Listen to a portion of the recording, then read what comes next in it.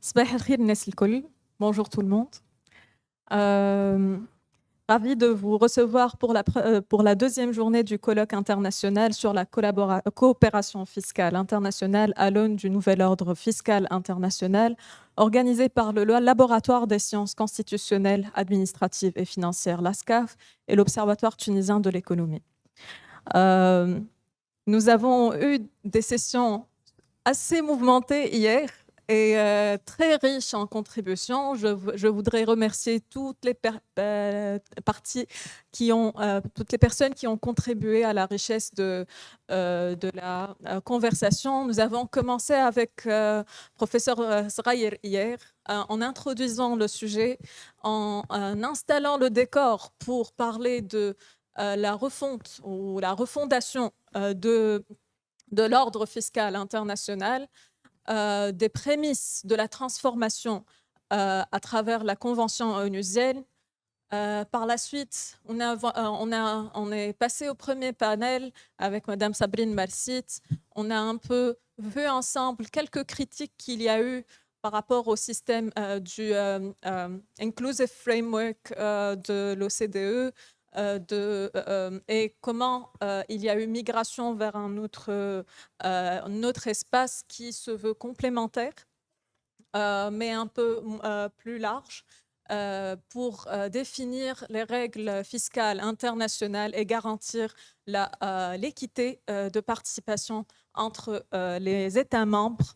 Nous sommes passés sur les détails des workstreams, des protocoles, de la convention cadre. Nous avons discuté aussi par la suite avec Madame Raïda Qtata quels impacts peuvent avoir ces transformations sur la souveraineté ou les souverainetés des États. Quels enjeux se posent pour les cadres législatifs nationaux et le pouvoir des États à préserver leurs droits à imposer. Par la suite, pour le second panel, nous avons discuté les défis et perspectives des réformes fiscales internationales pour les systèmes fiscaux nationaux des pays d'Afrique du Nord. Nous avons eu sur ce panel l'administration fiscale marocaine, l'administration fiscale tunisienne, l'administration fiscale mauritanienne, qui ont pu partager avec nous leurs différentes perspectives sur comment se passent les négociations, quels sont les rôles, quels sont les enjeux pour la position de l'Afrique, quelle est la position de la Tunisie, quelle contribution pour la Tunisie dans cette discussion, quelle contribution de la Mauritanie, et quelle position aussi sur ce débat. Nous avons aussi eu M. Faiz Chouayer, expert comptable associé au cabinet EY, pour parler des prix de transfert. Une session très animée de questions a eu lieu et nous espérons que c'était enrichissant d'entendre les réponses des intervenants. Nous commençons cette journée sous le titre « Les défis de la coopération fiscale internationale, évasion fiscale, économie numérique et financement d'un développement équitable ». Je vais bientôt passer mon micro à Madame la modératrice, Sabrine Marsit. Merci d'avoir accepté de prendre la modération. Nous aurons quelques intervenants en ligne cette journée, donc nous espérons que tout se passera dans la meilleure des conditions. Autrement, nous vous invitons à être patients et cléments avec nous. Merci beaucoup pour votre attention et très bonne journée. Merci Nada. Sabah al-khir nas al-kol. Donc, comme vient de l'expliquer Nada, aujourd'hui, on va entamer le troisième panel. Le titre de notre panel aujourd'hui, c'est les enjeux relatifs au règlement des différends et à l'adaptation des standards de droit fiscal international à une économie transformée par le numérique. J'ai le plaisir d'accueillir ce matin Madame Khawla Yahyaoui. Elle est docteure en fiscalité internationale et numérique. Elle est consultante fiscale et chercheuse basée à Paris. Elle est spécialisée en fiscalité internationale et européenne, avec un accent particulier sur la fiscalité des multinationales dans l'ère du numérique. J'ai aussi le plaisir... J'ai aussi le plaisir d'accueillir parmi nous Sahar Fdila, qui est chercheuse en sciences économiques et doctorante en économie et finances internationales. Elle est policy analyste et chef de projet à l'Observatoire tunisien de l'économie et elle travaille spécifiquement sur les finances publiques et la justice fiscale. Nous allons également accueillir Everline Mwando. Elle est policy lead pour la fiscalité et l'architecture financière internationale au sein du réseau africain pour la justice fiscale. Et nous accueillerons plus tard, je pense en ligne, Monsieur Ramadan Siddiq, qui est professeur et chef de département à la faculté de droit et université de Helwan. Il est conseiller du ministre des Finances d'Égypte pour les affaires fiscales depuis 2016 et c'est un éminent expert en matière de finances publiques et de législation fiscale. Sans plus attendre, nous allons donner la parole à Madame Khawla Yahyaoui pour sa première intervention.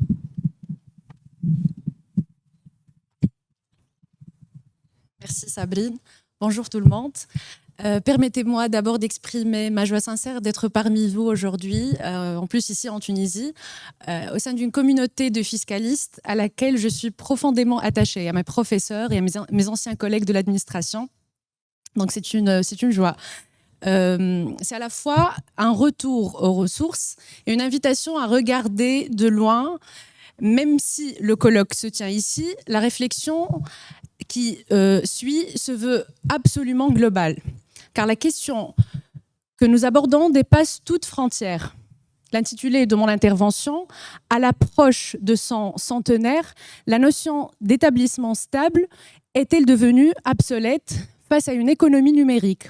Et si oui, comment l'adapter sans renier ce qui à la fois doit être sa force? Donc, revenir un instant à la raison d'être de l'établissement stable aide à mesurer l'ampleur de sa transformation. Historiquement, l'établissement stable a été conçu comme la boussole de la fiscalité internationale. Ce critère objectif, ancré dans la territorialité de l'impôt et la souveraineté des États, permettant de déterminer quand une juridiction de source peut imposer des bénéfices d'une entreprise étrangère. Par cette notion, le droit fiscal international cherche à équilibrer deux impératifs en tension tout le temps. D'une part, donner à l'État sur le territoire duquel s'exerce une activité réelle la faculté d'imposer, et d'autre part, éviter la double imposition par une répartition des compétences claires entre l'État de source d'une part et l'État de la résidence. Avant d'entrer dans le diagnostic numérique, rappelons un jalon fondateur. Au sortir de la Seconde Guerre mondiale, l'impôt sur les sociétés s'est généralisé et en Tunisie ou en France notamment, a été formalisé, consacrant le principe de territorialité, autrement dit, l'impôt est dû là où le revenu se rattache à un territoire. Or, en droit public, le territoire n'est pas seulement une carte, c'est un espace de pouvoir, le cadre géographique dans lequel la puissance publique s'exerce de manière exclusive au cœur de la souveraineté de l'État. C'est de ce lien entre territoire et souveraineté qu'est née l'exigence d'un critère objectif en fiscalité internationale. C'est l'établissement stable. L'établissement stable, donc, a été conçu pour matérialiser la présence économique sur un sol donné et répartir les droits d'imposition entre l'état de source et de résidence, en déplaçant, mais avec l'émergence de l'économie du numérique, on observe que la création de valeur a été déplacée vers des actifs immatériels et des données sans ancrage physique. Vient précisément éprouver une articulation classique entre territoire, souveraineté et imposition. Donc pendant des décennies, ce compromis a fonctionné, car l'économie dominante à l'époque, et en particulier aujourd'hui, était l'économie matérielle. Les usines, les entrepôts, les chantiers, les bureaux personnels et actifs. Cette économie tangible se prêtait naturellement à la logique du lieu fixe d'affaires. Mais l'économie numérique, silencieusement, puis aujourd'hui spectaculairement, a déplacé le centre de gravité de la création de valeur. Donc ce passage d'un monde de masse un monde scale without mass. Ce passage a mis en évidence des limites d'un critère fondé sur la présence physique. Aujourd'hui, les modèles d'affaires se prospèrent et se monétisent dans des juridictions de marché sans empreinte matérielle significative. Les plateformes j'ai toujours du mal à la prononcer. Les plateformes d'intermédiation, les réseaux sociaux, le streaming, les logiciels en mode service, la publicité en ligne, les jeux en ligne, les services financiers dématérialisés, etc. Donc, dans ces architectures, les actifs sont trop sans incorporels. On parle des logiciels, on parle des algorithmes, des relations, des utilisateurs et des données. Et la croissance, parfois explosive, s'alimente de faits de réseaux qui amplifient la valeur sans nécessité d'implantation locale, sans nécessité de lieu fixe d'affaires. Donc, ce décalage se lit dans les situations concrètes que nous connaissons bien. Donc, on a une place de marché en ligne qui peut organiser des milliers de transactions entre vendeurs et acheteurs dans un pays donné et qui peut aussi prélever une commission sur chacune, développer une base d'utilisateurs fidèles et actifs, tout en n'ayant ni bureau, ni personnel, ni entrepôt, rien du tout sur ce territoire, rien du tout en propre à la limite. Donc un fournisseur de publicité en ligne, il peut monétiser l'attention d'utilisateurs locaux grâce à des algorithmes perfectionnés et des données finement segmentées. Alors même que son infrastructure et ses équipes sont établies ailleurs. Donc un service de streaming, par exemple, ou un logiciel en abonnement peut fournir un contenu, une prestation transfrontalière, s'appuyer sur des serveurs mutualisés, dynamiques, et ne laisse aucune trace sur le territoire de consommation. Il n'ancre pas nécessairement un établissement stable du prestataire principal. Donc, autrement dit, la contribution de marché à la création de valeur par ses utilisateurs et ses données est devenue patente. Mais la grille de lecture, qui est installation fixe d'affaires, elle peine à ce niveau-là à capter. On ne peut pas la déterminer. Donc de là découlent les irrégularités que beaucoup d'États, notre État en particulier, jugent, et l'Afrique en entier, jugent inéquitables.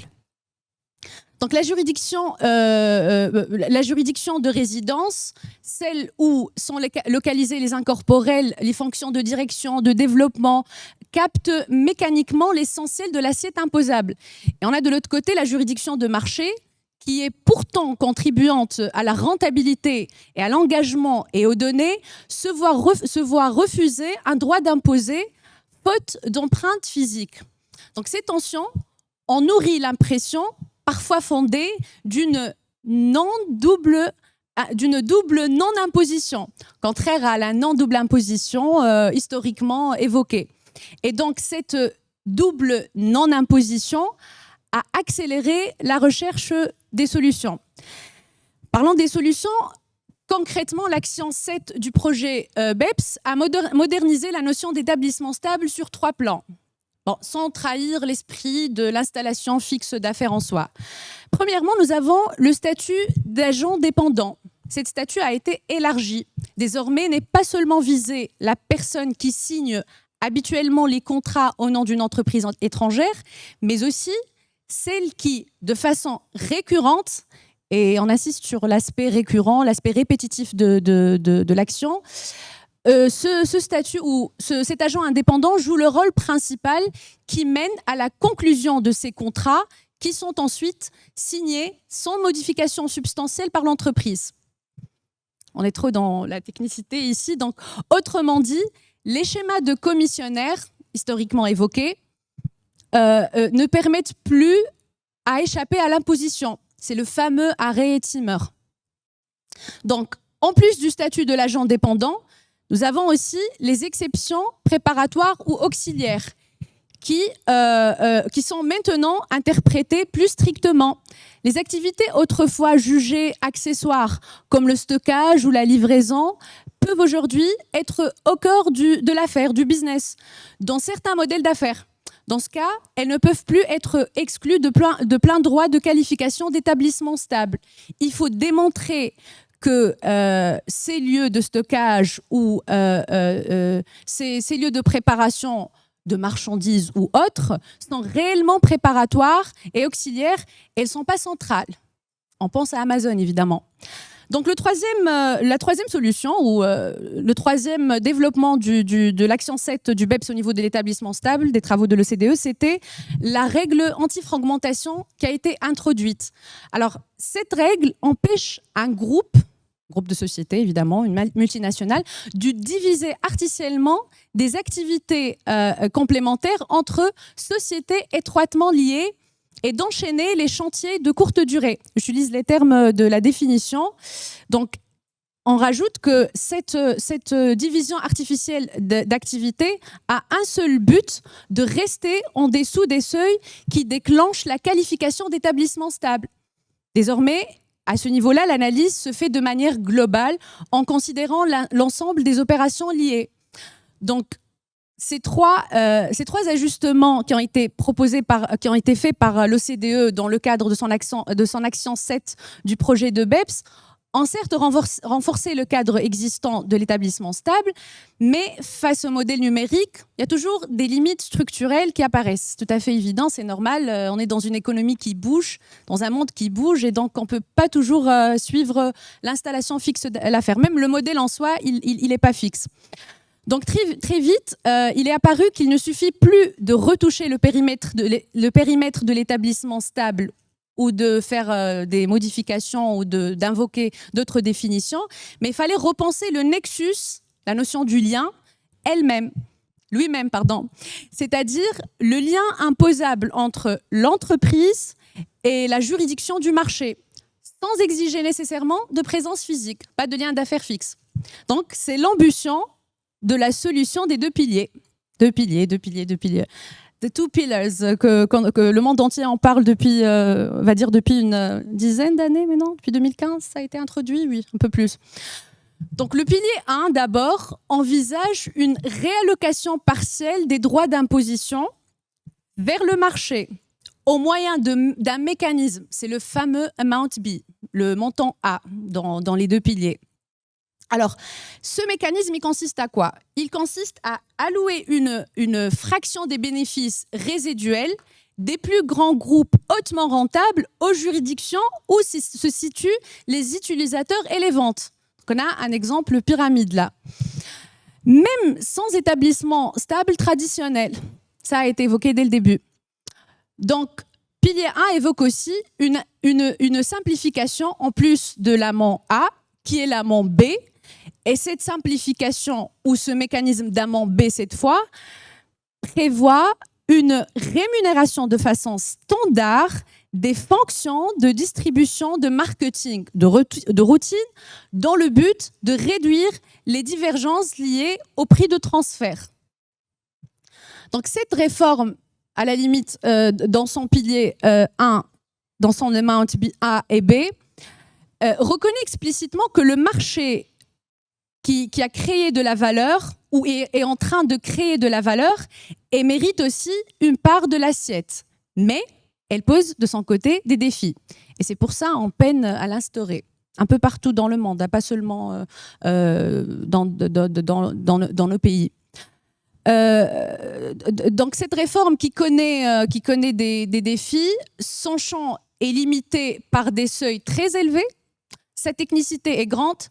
Je vous rassure que même les techniciens ne la comprennent pas assez. Hein. Donc, moi, au début, je pensais que c'était moi, mais après, j'ai découvert que même ceux qui l'ont fait, je ne suis pas sûre s'ils ont réfléchi à ça. Donc, par rapport à cette technicité, par rapport à sa mise en œuvre, hein, qui dépend d'un consensus international très, très délicat. Je ne vais pas évoquer Trump, mais à la limite, le Canada aussi, il refuse de l'appliquer, d'autres pays, Brésil, l'Inde et autres. Oui. Donc, les deux piliers, enfin, ça, c'était par rapport au pilier 1. On a parlé de l'Inde, on va évoquer maintenant le pilier 2. Donc les deux piliers pour sa part, ou le pilier 2, pardon, pour sa part, il installe un impôt minimal mondial de 15% qui est destiné à freiner la concurrence fiscale dommageable et à stabiliser le niveau global d'imposition des groupes multinationaux.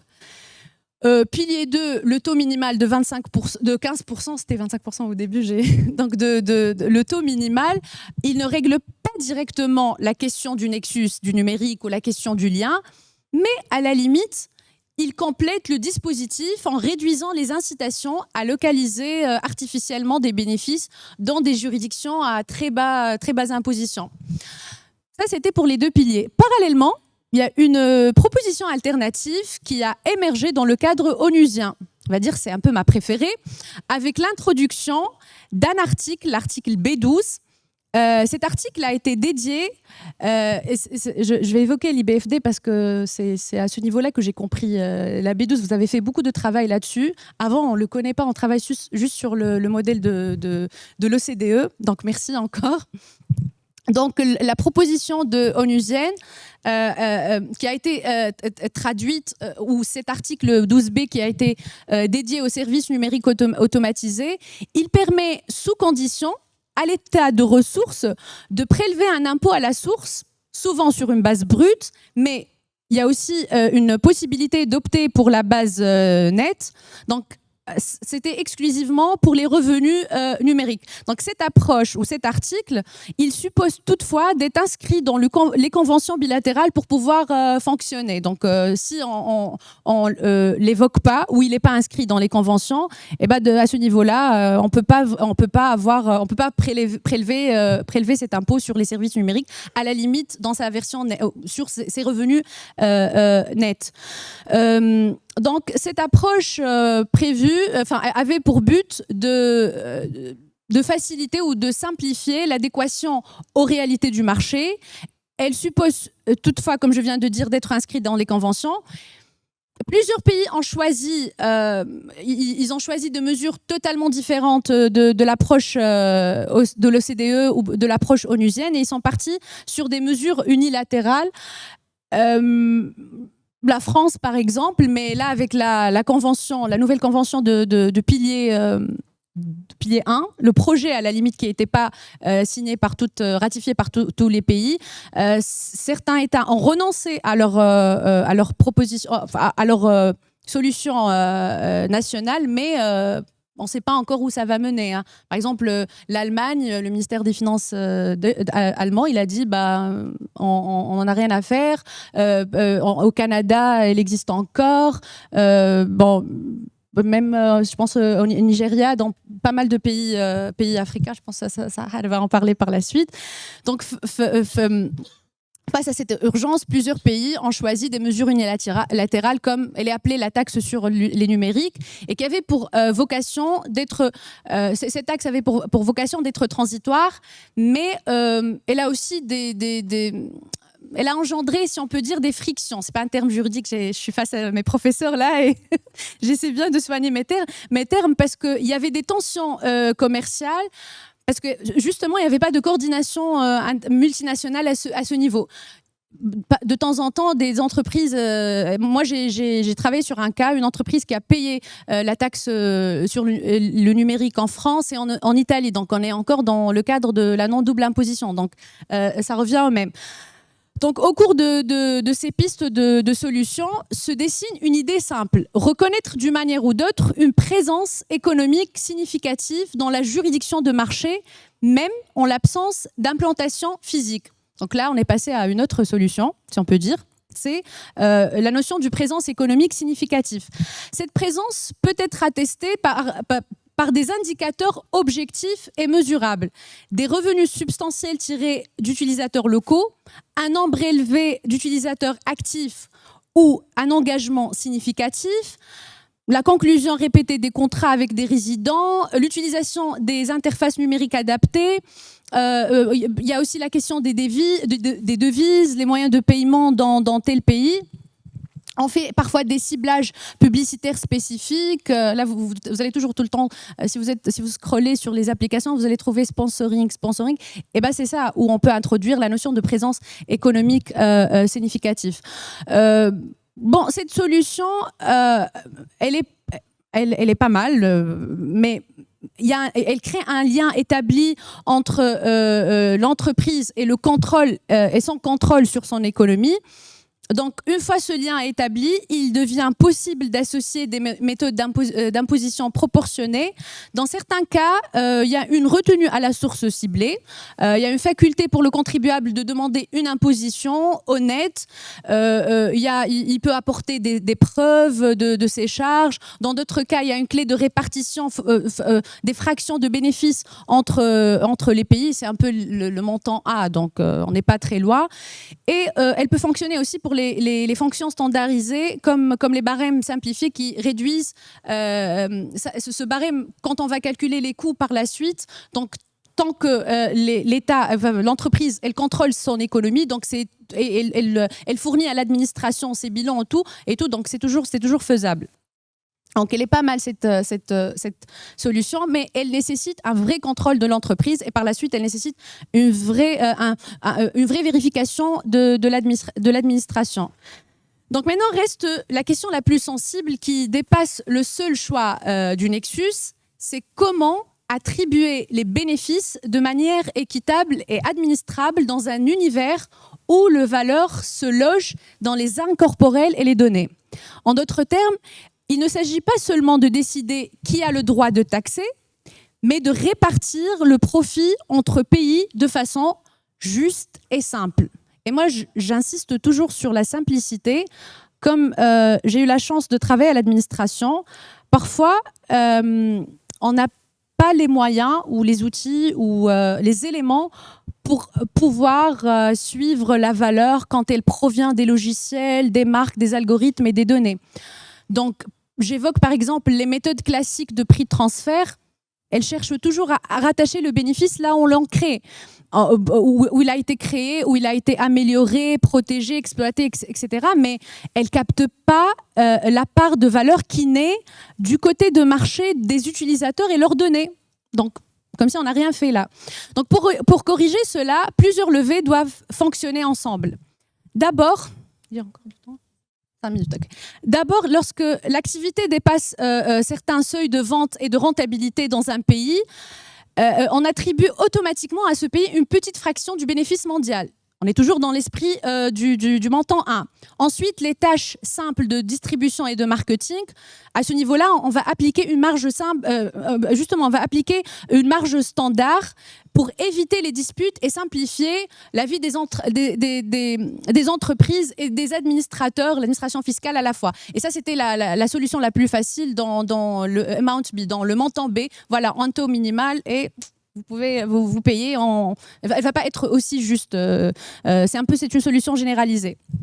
Donc, par ailleurs, pour les services numériques très automatisés, ce qu'on appelle les montages très compliqués, comme la publicité en ligne, l'intermédiation ou les services cloud et tout, on peut prélever un pourcentage à la source qui est généralement facile à collecter et on peut laisser par la suite à l'entreprise la possibilité d'opter pour une imposition sur son bénéfice réel et d'obtenir ce qu'on appelle le fameux crédit d'impôt dans son état de résidence. Donc, enfin, cette notion d'établissement serveur, si on peut l'appeler comme ça, elle ne devrait pas compter si l'entreprise, ou plutôt elle ne devrait compter que si l'entreprise contrôle réellement son serveur fixe, et essentiellement dans le pays de l'imposition. Donc avec cloud et les réseaux distribués, ça devient un peu rare, ce qui explique qu'il faut privilégier les solutions précédentes. Moi, ma préférée, c'est la solution onusienne. Bon, j'ai pas trop le temps pour évoquer la TVA, mais pour la TVA, les choses ont été plus développées parce que la TVA, on fait payer la TVA là où se trouve l'acheteur. Aujourd'hui, même les vendeurs en ligne, je parle essentiellement des vendeurs en ligne étrangers, ils doivent ajouter, en Europe, à la limite, ils doivent ajouter la TVA locale et la reverser. Donc, ce qui met tout le monde à une égalité et on sécurise les recettes à la fin. Donc, gardons simplement en tête que la TVA capte déjà de façon immédiate une part importante de la valeur côté marché, ce qui n'est pas mal. je vais passer à la conclusion. Donc, en conclusion, gardant l'image de la boussole, je sais que je suis partie un peu, j'essaie de partir un peu dans tous les sens, mais le temps j'ai pas assez de temps. Donc, pendant près d'un siècle, l'établissement stable a aidé les États à s'orienter dans l'espace fiscal international, à l'époque où la géographie et la production du commerce coïncidaient assez bien avec la géographie des usines et des entrepôts. Aujourd'hui, le monde a changé, la valeur a pris le visage immatériel, le visage des logiciels, des données, des plateformes, etc. Et ce visage ne permet pas, de ce nouveau paysage, la boussole ne suffit plus à elle seule. Il faut lui adjoindre un compas qui capte la présence économique au-delà de la présence physique. C'est un peu délicat, mais il faut faire un effort là-dessus, effort des techniciens, des fiscalistes, des professeurs, de tout le monde. Donc, la promesse des réformes, au fond, la promesse des réformes en cours, si nous parvenons à conjuguer, il faut avoir l'équité en connaissant ce que le marché apporte réellement, la simplicité en privilégiant des mécanismes administrables, la coopération en ancrant ces changements dans des cadres multilatéraux robustes. Donc, il faut que la fiscalité reste fidèle à la raison d'être et refléter au plus près une réalité économique et assurer une imposition, moi je dirais plus que équitable, prévisible, parce qu'on a aussi le besoin économique et ça on n'en parle pas tout le temps. Merci. Merci Raoula pour ta présentation. Donc tu as commencé par nous donner une présentation des transformations de la notion d'établissement stable. Tu as évoqué l'action 7, notamment, qui a été une tentative de moderniser cette notion, mais on a vu qu'il y avait différentes limites structurelles qui se sont posées et qu'entre la présentation de l'action 15 du projet BEPS et maintenant, il y a eu d'autres alternatives qui ont été prises. Je ne vais pas les lister parce qu'on a en manque de temps, mais j'aimerais revenir sur le fait que tu as bien expliqué l'introduction du montant B. Le montant B du pilier 1, il vise spécifiquement à simplifier les process de prix de transfert. Et tu as aussi mentionné l'introduction de mesures de TVA digitale. Je reviens là-dessus parce que c'est quelque chose qui est important sur le continent africain. C'est la mesure la plus suivie sur le continent africain. Sarah l'a mentionné hier, le Maroc l'a adopté l'année dernière. Le Sénégal également, un certain nombre de pays africains aussi. Et c'est une approche qui, pour le moment, semble être la plus adéquate pour le continent africain, qui est un continent de inbound investment. Merci infiniment pour ta présentation, c'était excellent.